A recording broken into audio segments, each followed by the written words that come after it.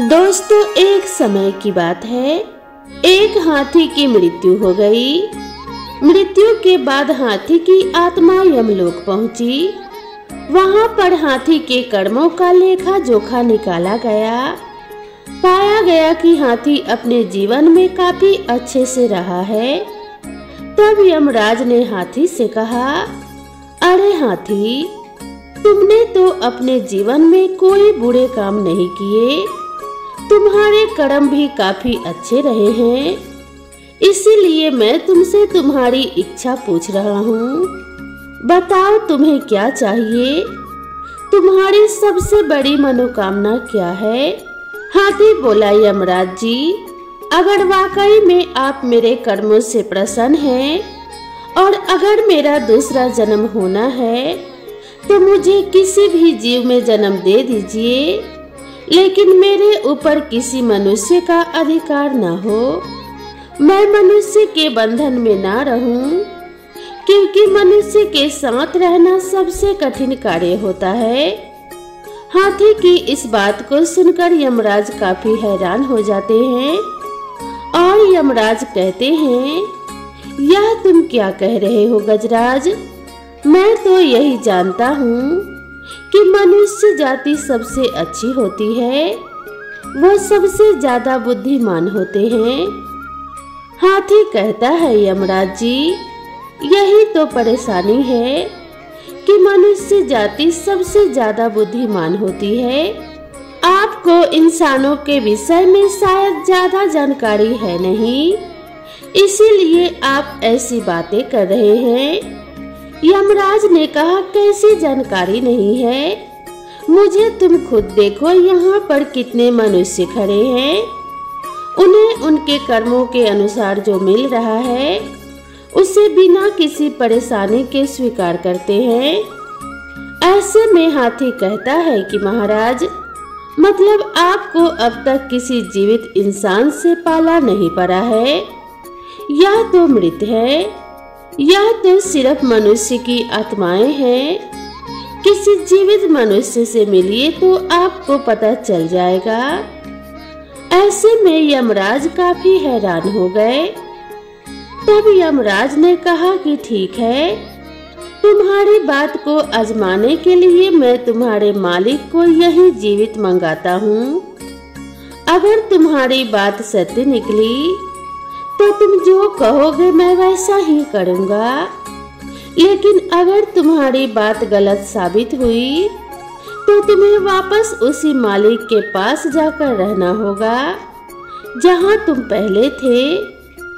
हाथी ने अब यमराज की शर्त मंजूर कर ली और यमराज को भी हाथी की बातें काफी दिलचस्प लगी और वह किसी जीवित मनुष्य से मिलकर उसके बारे में जानने को उत्सुक हो गए और उन्होंने अपने यमदूतों को आदेश दिया कि जाओ, जाकर इसके मालिक को जीवित ले आओ।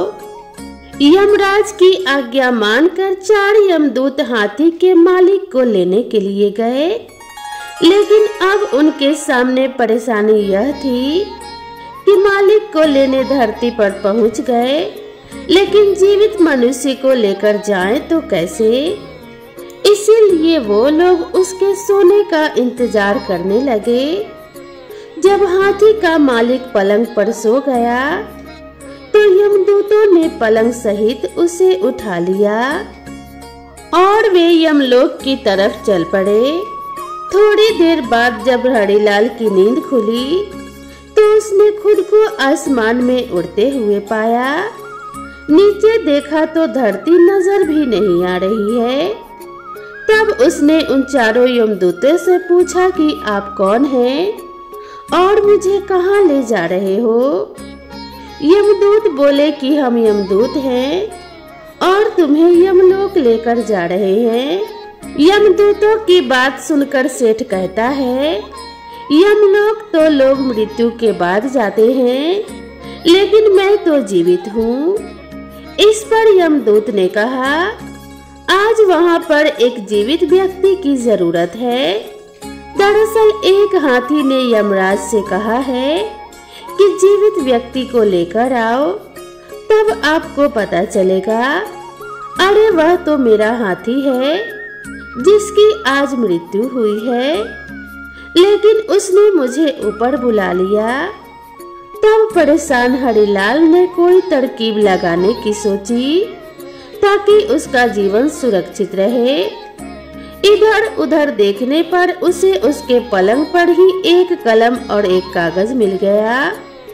उसने उस पर कुछ लिखा और थोड़ी ही देर में वह यमलोक पहुंच गए। जब वह यमराज के सामने पहुंचा तो यमराज जोर जोर से हंसने लगे और हाथी की तरफ देखकर बोले, यह लो, तुम्हारा मालिक आ गया। अब यह अदना सा इंसान यह भला क्या कर लेगा। हाथी बोला, थोड़ा सब्र कीजिए महाराज, आपको सब कुछ पता चल जाएगा। यमराज हरिलाल से कहते हैं, इधर आओ। लेकिन बीच में ही रुककर हरिलाल कहता है, यमराज क्या आपको पता है कि मैं कौन हूँ? तभी यमराज कहते हैं, मैं तो सिर्फ इतना जानता हूँ कि तुम इस हाथी के मालिक हो, इसके अलावा मैं तुम्हारे बारे में कुछ नहीं जानता। अब तुम ही बताओ कि तुम कौन हो। तब हरिलाल कागज यमराज को देते हुए कहता है कि यह लीजिए, आप खुद ही पढ़कर जान लीजिए कि मैं कौन हूँ। यह वही कागज था जिस पर उसने आते हुए कुछ लिखा था। जब यमराज ने वह कागज खोलकर पढ़ा तो यमराज हैरान रह गए और अपने सिंहासन से नीचे उतर आए। इसके बाद यमराज ने खुद हरिलाल को अपने सिंहासन पर बिठा दिया। जैसे ही वह सिंहासन पर बैठा तो उसने सबसे पहले यमराज से कहा, यमराज, आज से यमलोक पर से आपका शासन खत्म हुआ। आज से मैं यहाँ का राजा हूँ। मैं जैसा कहूँगा हर किसी को वैसा ही करना होगा। तब हाथी कहता है कि यमराज जी, आप आगे आगे देखिए होता है क्या। तभी हरिलाल कहता है कि अब से स्वर्ग और नरक का झंझट खत्म, सभी के सभी स्वर्ग जाएंगे। अब देखते ही देखते नरक में रहने वाले लोग स्वर्ग में आ गए। अब नरक का द्वार बंद कर दिया गया। जिस किसी की भी मृत्यु होती तो सीधा स्वर्ग जाता। इधर हरिलाल मन ही मन यह भी सोच रहा था कि जिस दिन मेरी सच्चाई यमराज के सामने आएगी तो मुझे मार दिया जाएगा। ऐसा सोचकर उसने दान पुण्य करने शुरू कर दिए और चित्रगुप्त से कहा कि यहाँ जितने भी प्राणी हैं उनका हिसाब किताब करके मुझे बताओ कि किसने कितने कर्म और किसने कितने कुकर्म किए हैं। तब चित्रगुप्त ने सबके बारे में बता दिया कि किसे कौन सी सजा मिलनी है। तब हरिलाल ने चित्रगुप्त से कहा, इन सब की सजा माफ कर दो, किसी को कोई सजा नहीं होनी चाहिए। तब हरिलाल हाथी की ओर देखकर बोला, क्यों गजराज, कैसे हो? तुम्हारी मृत्यु हुई तो मुझे भी अपने पीछे बुला लिया। हाथी हरिलाल के नजदीक जाकर बोला कि मालिक, नीचे तो आप मेरे मालिक हैं, लेकिन एक बात बताइए, आप यमलोक के मालिक कैसे बन गए? हरिलाल ने कहा, यह राज की बात है तो मैं कैसे बता दूं? मालिक, मुझे भी इंसान बना देना, नीचे जाकर आपका नौकर बनकर रहूंगा, लेकिन यह राज मुझे बता दो। तब हरिलाल ने उससे बताया कि जब यमदूत मुझे लेकर आ रहे थे तो मैं काफी डर गया था। संयोग से मेरे पास एक कागज था। मैंने उस पर लिख दिया कि यमराज जी, धरती से जो मनुष्य आपके पास आ रहा है उसे अपना सिंहासन दे देना। और उसके नीचे मैंने भगवान विष्णु के हस्ताक्षर कर दिए।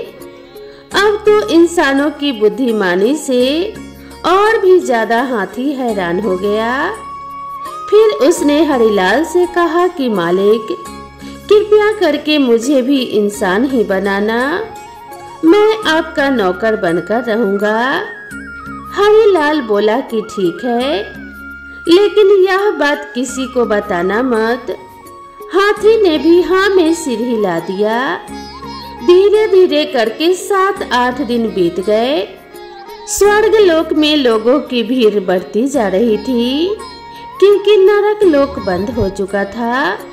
कुछ ही दिनों में पूरे देवलोक में यह बात फैल गई कि अब नरक का अस्तित्व खत्म हो चुका है। उधर भगवान श्री हरि विष्णु सोच में पड़ गए कि यमलोक में ऐसा कौन आ गया है जिसने मेरे सारे नियमों को तोड़कर नया नियम बनाया है। आखिर कौन है वह जिसने सारी व्यवस्था को तहस नहस कर दिया है। यह सोचकर भगवान विष्णु स्वयं यमलोक में आए और उन्होंने देखा कि यमराज यमलोक के द्वार के बाहर बैठे हैं। तब भगवान विष्णु ने उनसे पूछा, यमराज, तुम बाहर क्यों बैठे हो? तुम अगर बाहर बैठे हो तो यमलोक को कौन चला रहा है? भगवान, आप ये क्या कह रहे हैं? आपने ही तो इंसान को मेरे स्थान पर नियुक्त किया था और आप भी इस तरह से अनजान बन रहे हैं। उसने जो मुझे कागज दिया था उसमें साफ साफ लिखा था कि मैं उसे यमलोक का सिंहासन दे दूं और उस पर आपके हस्ताक्षर थे। पहले तो मुझे आपके हस्ताक्षर देखकर यकीन नहीं हुए, लेकिन मैं आपके बातों को मानने से इनकार कैसे कर सकता हूँ? यमराज की बात सुनकर भगवान विष्णु ने कहा, मैंने इंसान को यमलोक में नियुक्त किया है, मैंने तो ऐसा कभी नहीं किया है। फिर भगवान विष्णु थोड़ा सोचकर कहते हैं, यमराज, कहीं तुमने किसी जीवित मनुष्य को यमलोक तो नहीं बुला लिया? यमराज ने कहा, आप बिल्कुल सही कह रहे हैं प्रभु, मैंने एक जीवित इंसान को ही यमलोक में मंगाया है। तभी यमराज ने शुरू से लेकर अब तक की सारी बात भगवान श्री हरि विष्णु को बताई। ऐसे में भगवान विष्णु को हंसी आ गई और वह मुस्कुराते हुए बोले, यमराज, तुम अभी नहीं समझ पाए कि उस मनुष्य ने तुम्हें झूठा पत्र दिया। उस पर मेरे नहीं बल्कि उसके खुद के हस्ताक्षर थे जो उसने मेरे नाम से किए थे। अगर वह तुम्हें पत्र नहीं देता तो तुम उसे बुद्धिमान नहीं समझते। अगर वो ऐसा नहीं करता तो तुम्हें उसके होशियारी का अंदाजा कैसे लगता? भगवान विष्णु की यह बात सुनकर यमराज ने अपने सिर पर दोनों हाथ रख लिए। उन्हें सारा का सारा माजरा समझ में आ चुका था। उन्होंने भगवान विष्णु से कहा, प्रभु, इस मनुष्य की रचना तो आपने काफी अद्भुत की है। जैसे ही भगवान विष्णु यमराज के साथ यमलोक में आए, हरिलाल अपने सिंहासन से उठकर नीचे हो गया और भगवान विष्णु से बोला, प्रभु, मुझे तो आपका ही इंतजार था। मैं कब से यही सोच रहा था कि कब आपके दर्शन होंगे और मुझे इस कार्य से मुक्ति मिलेगी। तब भगवान ने मुस्कुराते हुए कहा, तुम बहुत चालाक हो। देखो यमराज, जीवित व्यक्ति को यमलोक बुलाने का क्या परिणाम हुआ? जब इसे लगा कि मैं इसे दंड देने वाला हूँ तो यह मुझे खुश करने में लग गया। किसी भी इंसान को समझना किसी के लिए आसान नहीं। यमराज ने हाथी से कहा, गजराज, तुम शर्त जीत गए। मैं अब तक यही समझता था कि हम देवताओं से अधिक समझदार और कोई भी नहीं है, परंतु मैं गलत निकला। पर आज तुम्हारी वजह से मेरे सामने सारे भ्रम दूर हो गए। अब चूंकि हाथी यमराज से शर्त जीत चुका था, ऐसे में उसने यमराज से कहा कि यमराज जी, आप मुझे भी मनुष्य बना दें। यमराज ने उसकी शर्त मान ली और हरिलाल को वापस धरती पर भेज दिया। लेकिन यमलोक की सारी बातें उसके दिमाग से निकाल दी, यानी कि हरिलाल को यमलोक की कोई भी बात याद नहीं थी। वह फिर से आम जिंदगी जीने लगा। तो दोस्तों, इस कहानी से हमें यही सीखने को मिलती है कि इंसान को हर हाल में अपनी बुद्धि का इस्तेमाल करना चाहिए। अगर वह चाहे तो अपने बुद्धि का इस्तेमाल करके किसी भी परिस्थिति का सामना कर सकता है, जिस तरह हरिलाल ने यमराज के पास जाने पे किया।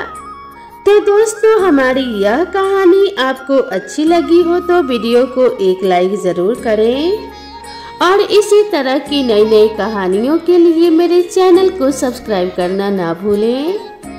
तो दोस्तों, मिलते हैं इसी तरह की नई कथा और नई कहानी के साथ। तब तक के लिए नमस्कार।